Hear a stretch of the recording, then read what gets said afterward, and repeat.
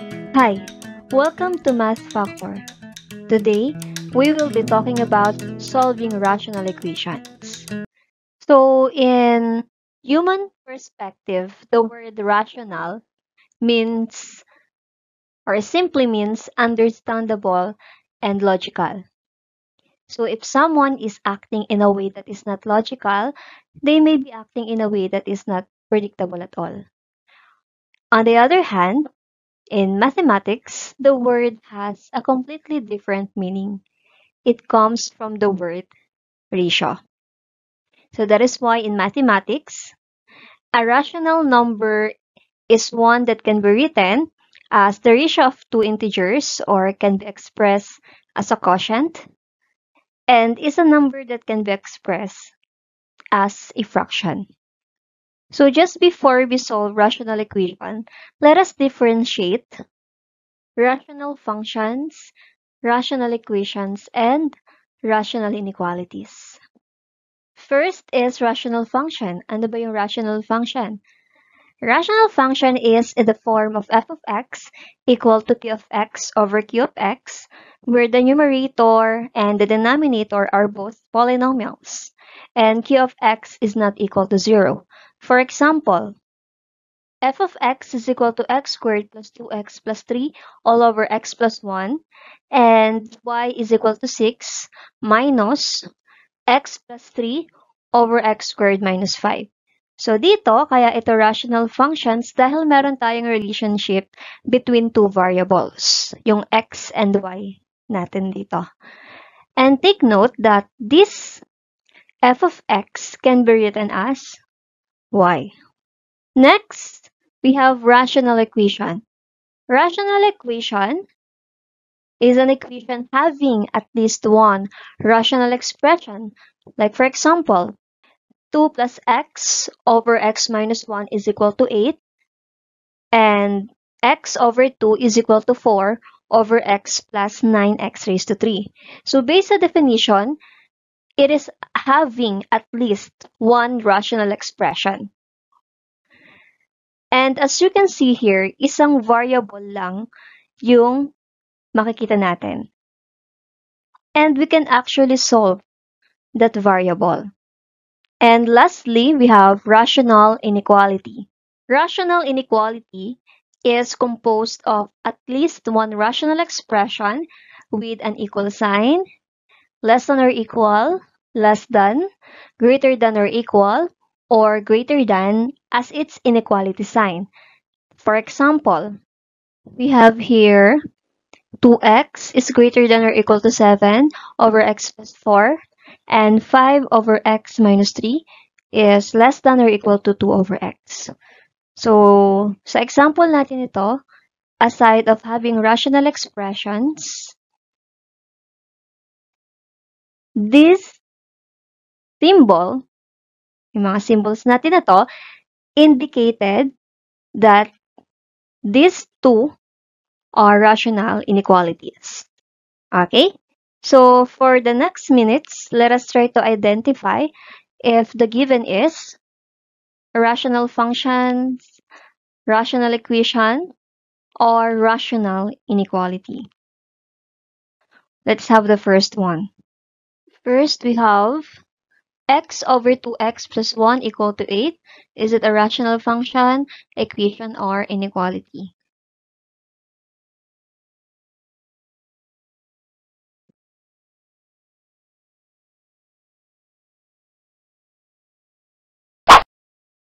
Okay, so this is a rational equation.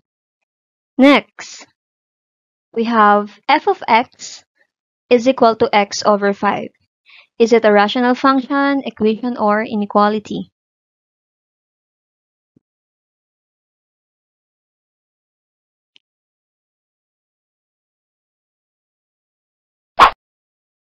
Okay, so ito ay rational function.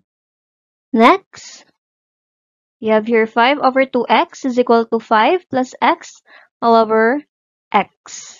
Is it a rational function, rational equation, or rational inequality?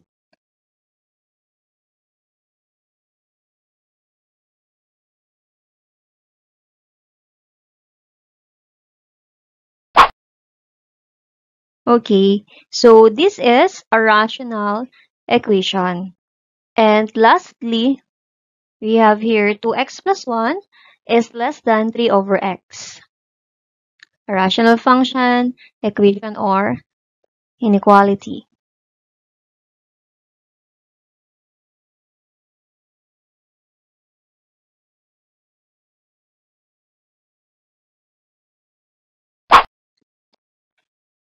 Okay, so this is a rational inequality. So I hope you understood the difference of the three. Now let us talk about the main lesson, which is solving rational equations. Paano ba tayo nag-solve ng rational equations? So here are the steps.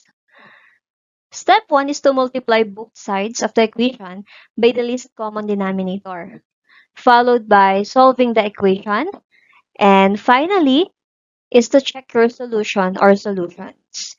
So without further ado, let us have the first example.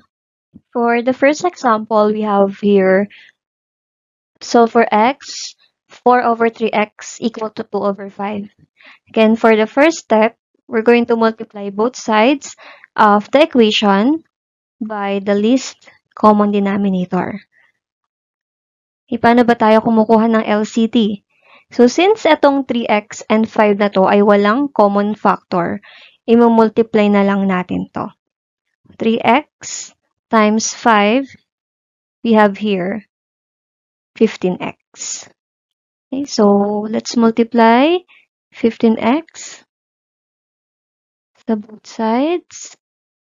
15x times 4 over 3x is equal to 2 over 5 times 15x. Simplify natin. So, this 15x and 3x ay divisible by 3x. So, kinancel na natin yung x natin dito. 15 divided by 3 is 5. So, we still have 5 times 4 is 20 equal. So, for this side, yung 15 and 5 ay both divisible by 5. So, 15 divided by 5 is 3. So, ang remaining natin ay 3x times 2. We have 6x. To solve for x, divide both sides by 6. Dahil 6 yung katabi ng ating x. So, this is equivalent to 1. Ang remaining na lang ay x. This 20 over 6 is divisible both by 2. So, kung i-reduce natin to sa lowest term, we have 10 over 3. And this is our answer. Okay, so after solving for x, the final step is to check the solution. So as for the checking, just copy the original equation and then isa-substitute lang natin yung nakuha nating value ni x. So 3 times 10 over 3, then copy this side, 2 over 5. Simplify natin yung denominator. We can cancel out this. Our remaining is 4 over 10. Then copy again this side. Pag nireduce natin yung 4 over 10, we have 2/5. So this is a true statement. So therefore, 10 over 3 is a solution. Let's have another example. For this example, we have 2 over x minus 3 over 2x equal to 1 over 5. So again, we're going to multiply both sides of the equation by the LCD. Kung napansin nyo, meron tayong common factor dito sa x and 2x. So kung hanapin natin yung LCD, write lang natin dito. Kukunin muna natin yung factors itong tatlo. So for x, we have simply x. For 2x, we have 2 times x. And lastly, for 5, the factor is 5 itself. Now, after that, kopyahin lang natin yung mga factors and i-multiply. So we have here 5 times 2. And Kapag meron tayong common factor, once na lang natin to isusulat. So we have x. Then multiplying these 3, we have 10x. So meaning, yung LCD natin ay 10x. Okay? Distribute na natin to. We have 10x multiplied by 2 over x minus 10x times 3 over 2x equal to 10x times 1/5. Okay, simplify. Cancel out this x because that is equivalent to 1. Then, ang remaining natin times this 2 or multiply this 2. 10 times 2 is 20 minus next term natin, cancel out this x. And for this 10 and 2, pwede natin itong i-divide. 10 divided by 2 is 5. So we have here 5 times 3 is 15. Copy equal sign. For this, we can divide 10 by 5. So we have here 2x times 1 is 2x. Right, so after that, simplify natin. 20 minus 15 is 5 equal to 2x. To solve for x, divide both sides by 2. So the value of x is 5 over 2. And for the final step, which is the checking, let's copy the original equation. 2 over x minus 3 times 2x equal to 1/5. Substitute natin yung nakuha natin. 2 times 5 over 2 and then copy this side. Simplify natin. So, kapag meron tayong whole number and fraction, multiply lang natin yung whole number natin sa denominator natin dito. So, we have 4 over 5 minus, cancel this, 3 over 5 equal to 1/5. And then, since similar fraction to, minus na lang natin yung numerator. 4 minus 3 is 1. Then, copy the denominator. Right? So, this is true. Nag-equal yung both sides natin. So, meaning, 5 over 2 is a solution.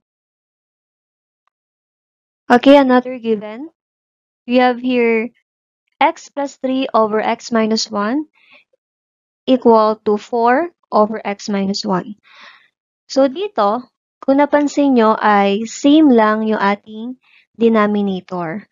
So, ito na mismo yung ipang-multiply natin both sides. Okay, let's multiply. So, pwede na natin i-cancel yung x minus 1. They are equivalent to 1. Then, our remaining is x plus 3. For this side, let's cancel out x minus 1. Ang remaining ay 4. And then, to solve for x, itong plus 3 natin will become minus 3 in this side. So, yung concept natin na yon ay using addition property or subtraction property of equality. Then, simplify, we have 1.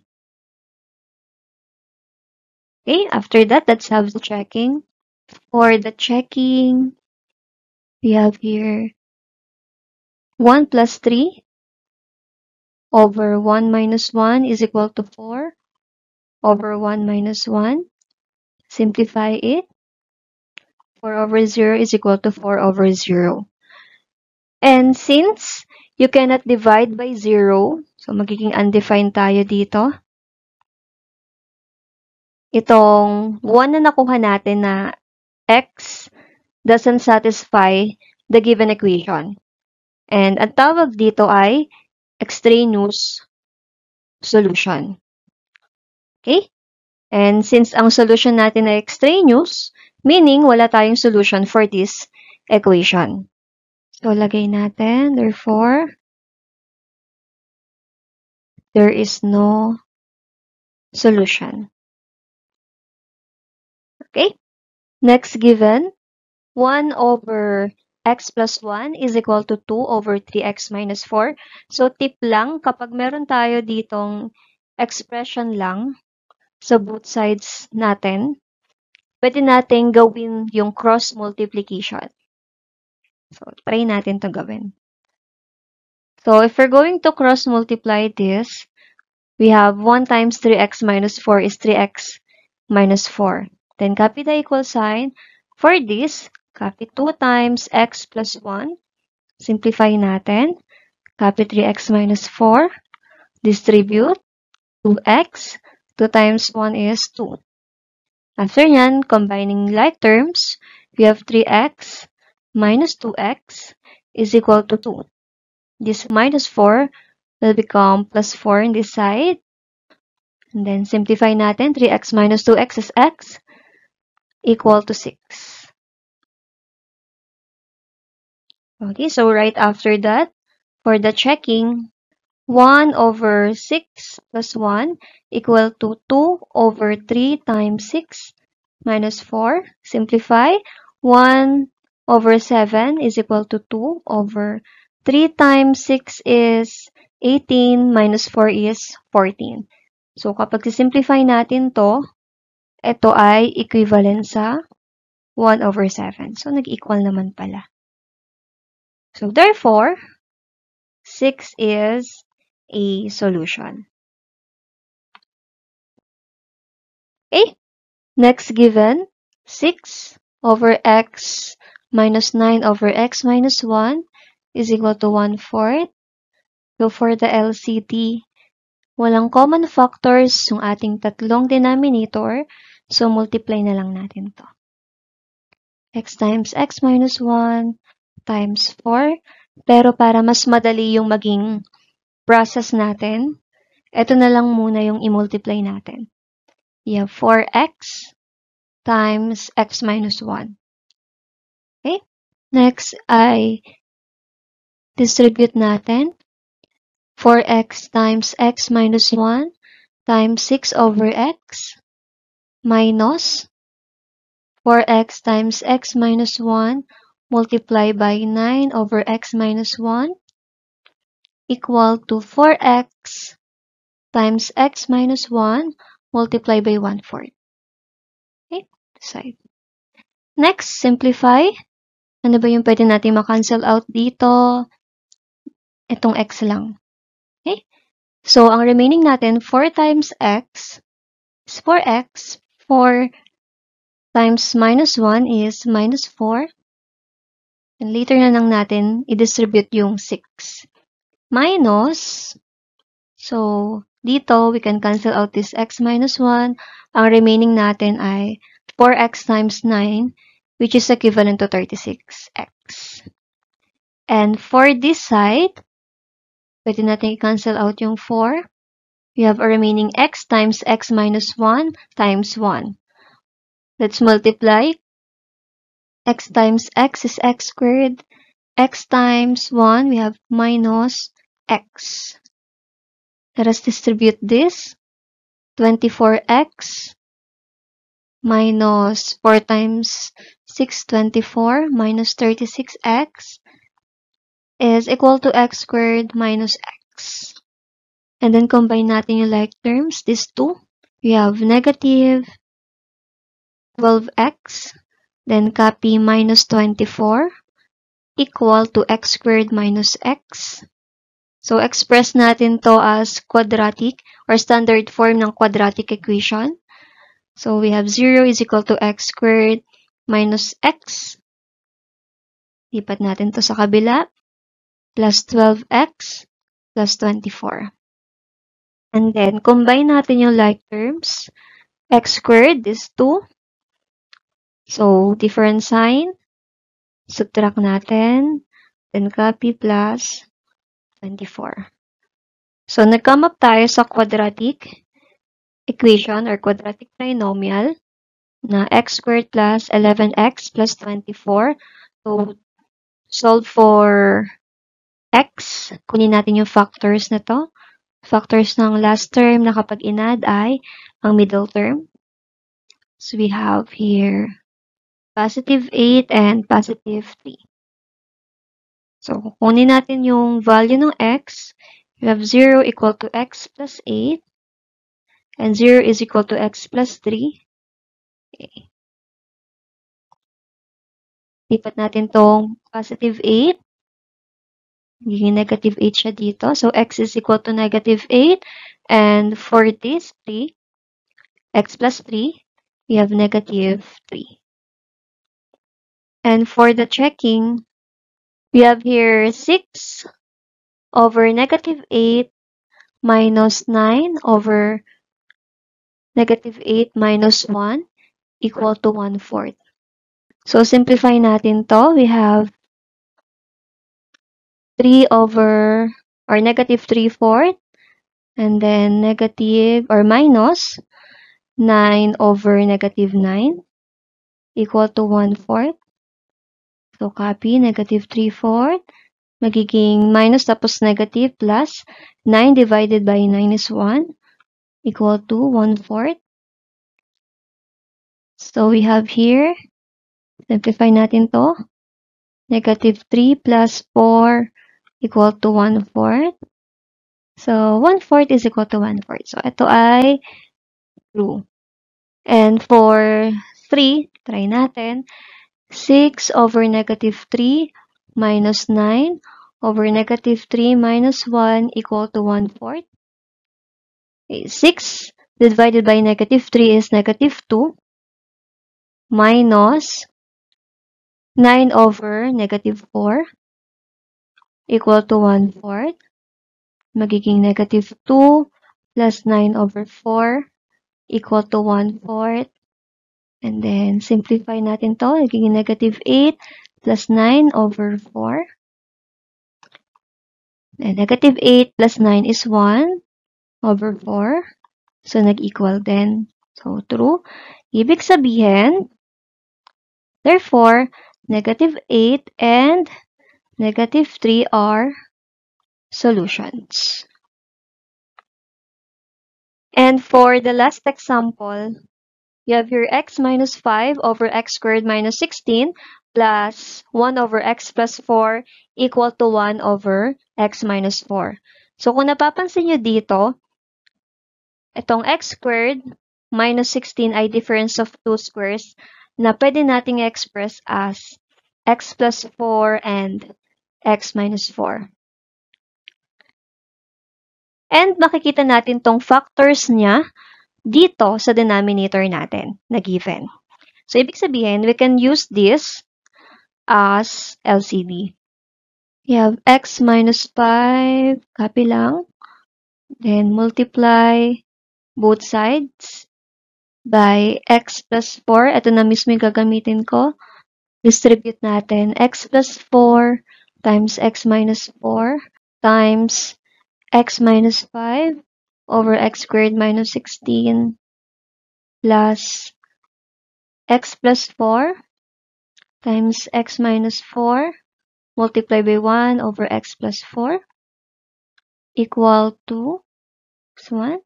X plus 4 times x minus 4 multiplied by 1 over x minus 4. Then, after yan, simplify natin. So, dito, maka-cancel out na natin to dahil same lang naman yon, equivalent sa 1. So, ang remaining natin is x minus 5. Then, copy plus. For this term, cancel out natin si x plus 4. Ang natitira ay x minus 4 times 1 is x minus 4. Then, copy equal sign. For this side, we can cancel this x minus 4. Then, multiply. 1 times x plus 4 is x plus 4. Then, combining like terms, these two, we have 2x. And then, negative 5 plus negative 4 is negative 9. Equal to x plus 4. Okay. Combining natin mga like terms. 2x, atong positive x. We have minus x in this side. Then 4 plus 9. And then 2x minus x is x. Then 4 plus 9 is 13. Okay. So for the checking, Palitan lang natin lahat ng x variable. We have 13 minus 5 over 13 squared minus 16 plus 1 over 13 plus 4 equal to 1 over 13 minus 4. Okay, simplifying it, 13 minus 5 is 8 over 13 squared is 169 minus 16. Then copy natin to 1 over 13 plus 4 is 17 equal to 1 over 13 minus 4 is 9. Simplify natin yung 169 minus 16. We have here 8 over 153 plus 1 over 17 equal to 1 over 9. So, kunin natin yung LCD ng 153 and 17. So, we have 153. Okay? And copy 1 over 9. Sorry. Next, 153 divided by 153 is 1 times 8 is 8. 153 divided by 17, we have 9 times 1 is 9. Then, we have here 17 over 153 equal to 1 over 9. If we're going to reduce this 17 over 153, we have 1 over 9 equal to 1 over 9. So, they are equal. That's why this 13 is a solution. Okay? So, that's all for our discussion. For the next slide, try answering this given problem. You may pause the video and then resume if you are done. And you may also write your answers in the comment section.